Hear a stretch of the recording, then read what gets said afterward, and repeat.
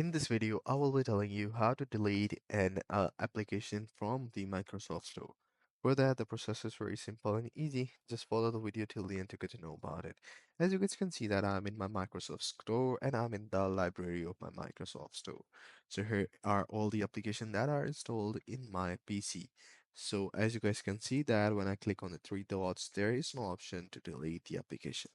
However, I can delete it using the setting of the PC. Just go and click on the window key and search the uninstall. And once you search uninstall, you will see there will be an option add or remove programs. Just simply go ahead and click on that. And by that, you will be redirected to this page right here. So it will take a few seconds till it loads up and it will show all the applications that are installed in your PC. So what you have to do is to right click on any of the application that you wishes to uninstall.